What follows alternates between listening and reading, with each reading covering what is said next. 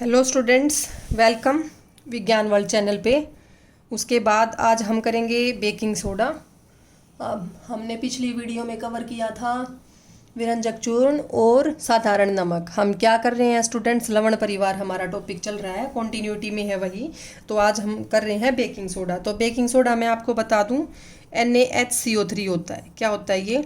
NaHCO3, sodium hydrogen carbonate जिसे कहते हैं, सोडियम हाइड्रोजन कार्बोनेट। ठीक है, तो मैंने आपको बताया था कि सबसे पहले हम इसका सूत्र लिखेंगे, फिर इसका रासायनिक नाम लिखेंगे, फिर हम बताएंगे कि ये कैसे बनता है। तो सोडियम हाइड्रोजन कार्बोनेट के अगर बनने की बात करें तो ये बनता है साधारण नमक से ही। किससे बनता है? साधारण नमक से। तो ये इसकी बनने की प्रक्रिया है कि साधारण नमक में जल और CO2 के साथ इसकी अभिक्रिया करवा देंगे, तो ये हमारा बन जाएगा NaHCO3।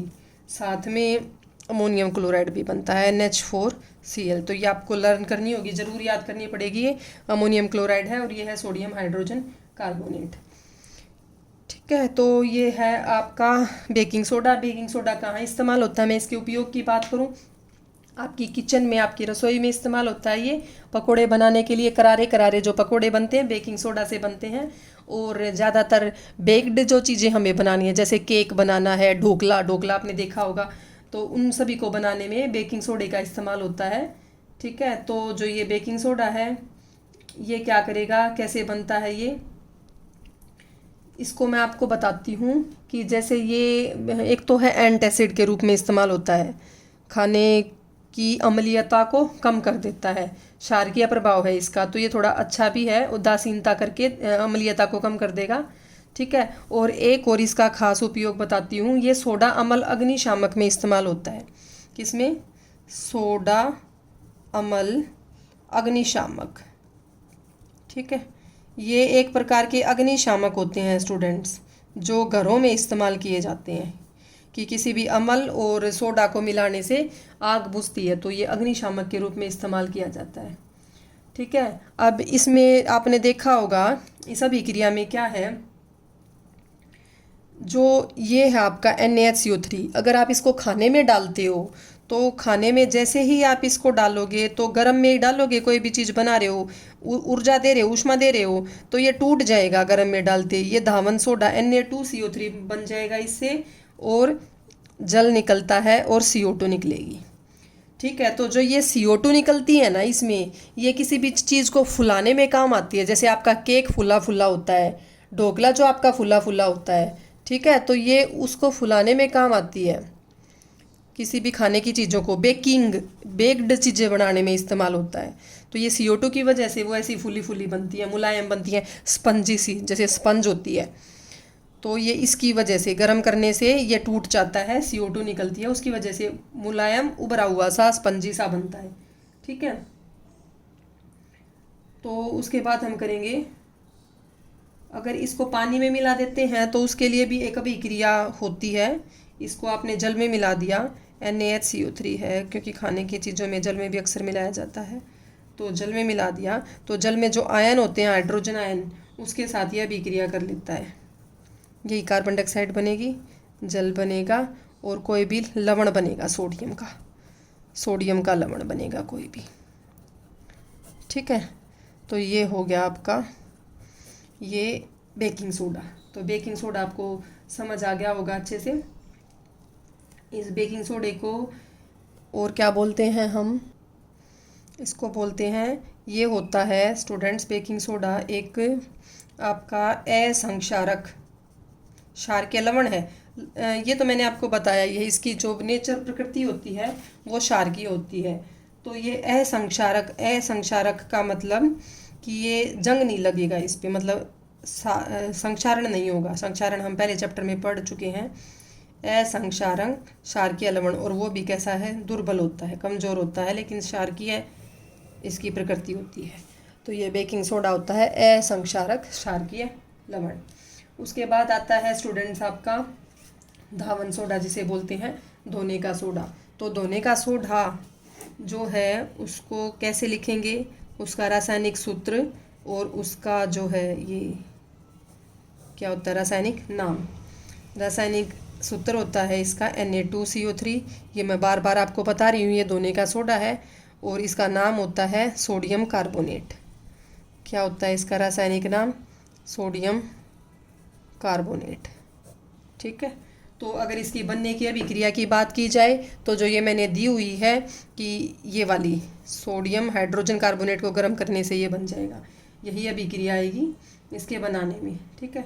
तो जो ये दावन सोडा बनता है Na2CO3, इसका क्रिस्टलीकरण किया जाता है, वो मैं आपको बता देती हूँ।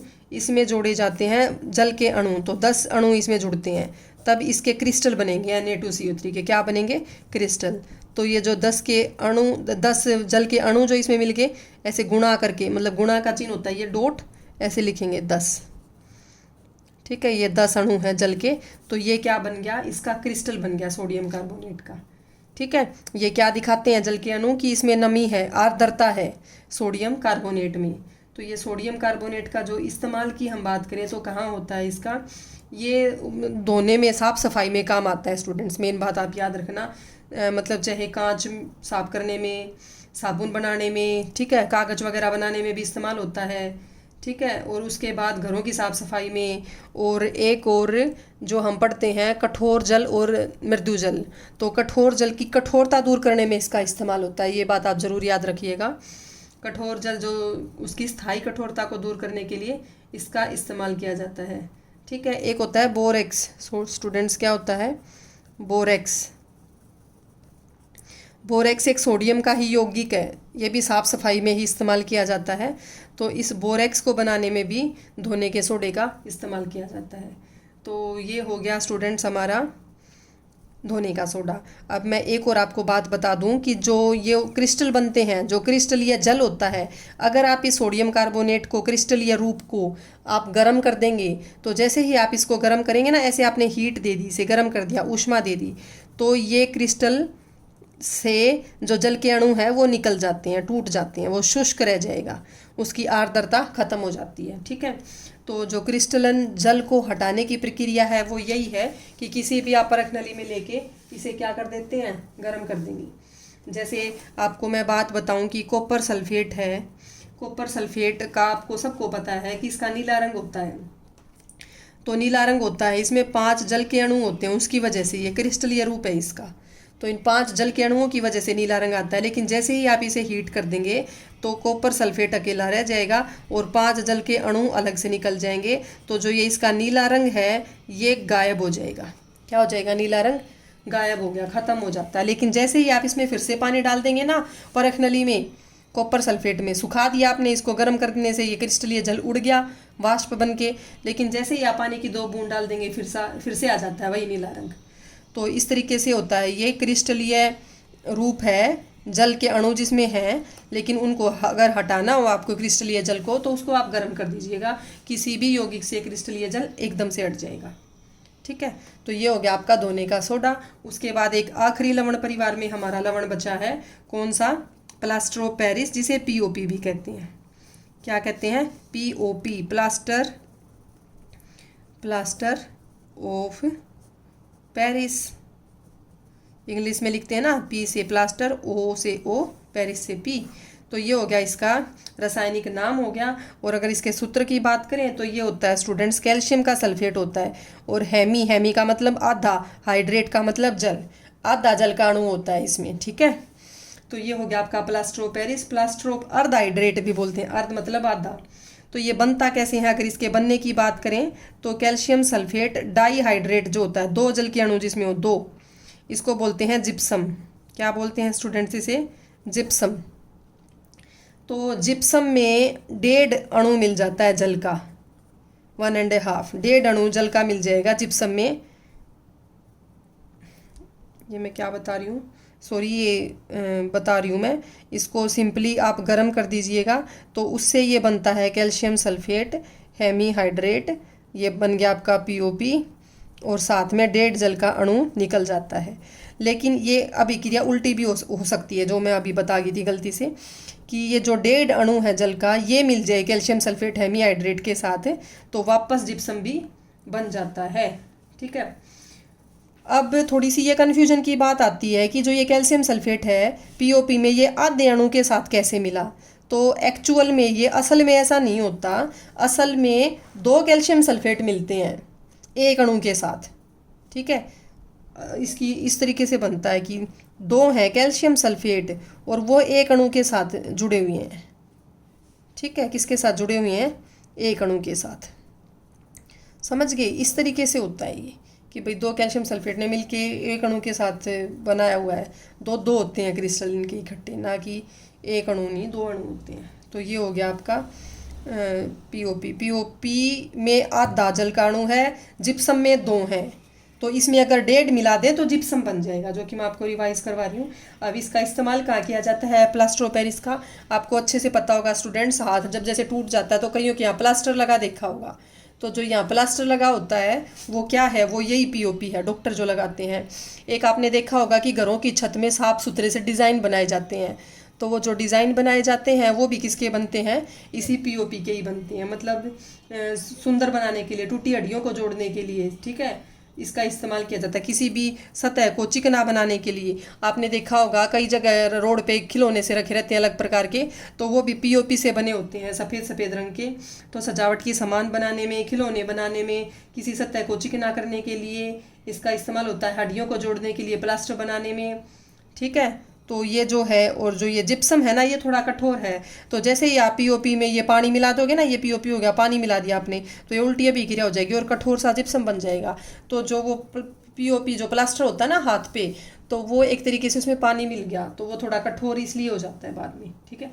तो ये था स्टूडेंट्स हमारा पीओपी। हमारे सभी लवण परिवार के लवण पूरे हो गए हैं। बेकिंग सोडा, दोने का सोडा, पीओपी और विरंजक चूर्ण और साधारण नमक, वो हम कल कर चुके थे। उसके बाद स्टूडेंट्स आपकी पाठ्य पुस्तिका में कुछ प्रश्न आते हैं। ये देखिए ये प्रश्न है आपके, कैल्शियम ऑक्सीक्लोराइड यौगिक का प्रचलित नाम क्या? अभी बताया मैंने स्टूडेंट्स आपको, विरंजक चूर्ण। उस पदार्थ का नाम बताइए जो क्लोरीन से क्रिया करके विरंजक चूर्ण बनाता है। तो क्लोरीन से क्रिया करके विरंजक चूर्ण कौन बनाता है? सोडियम क्लोराइड बनाता है। क्योंकि सोडियम क्लोराइड की क्लोर क्षार प्रक्रिया आपने पढ़ी, तो उसमें क्या निकलता है? क्या निकलता है उसमें? क्लोरीन गैस निकलती। तो क्लोरीन गैस निकलती है क्लोर क्षार प्रक्रिया में। तो यहाँ पे क्या पूछ रहे हैं ये कि उस पदार्थ का नाम बताइए जो क्लोरीन से अभिक्रिया करके, क्लोरीन तो बन गई क्लोर क्षार से, और क्लोरीन किसके साथ अभिक्रिया करके विरंजक चूर्ण बनाती है? आप विरंजक चूर्ण की जो मैंने बनने की अभिक्रिया बताई थी उसमें जाइए आप, कैल्शियम हाइड्रोक्साइड जो है बुझा हुआ चूना, उसके साथ क्लोरीन अभिक्रिया करती है और विरंजक चूर्ण बनता है। अब तीसरे प्रश्न पे जाएंगे। कठोर जल को मृदु करने के लिए सोडियम के किस यौगिक का इस्तेमाल किया जाता है? अभी मैंने आपको बताया इसी वीडियो में ही, सोडियम कार्बोनेट जो है दोने का सोडा, उसका इस्तेमाल किया जाता है।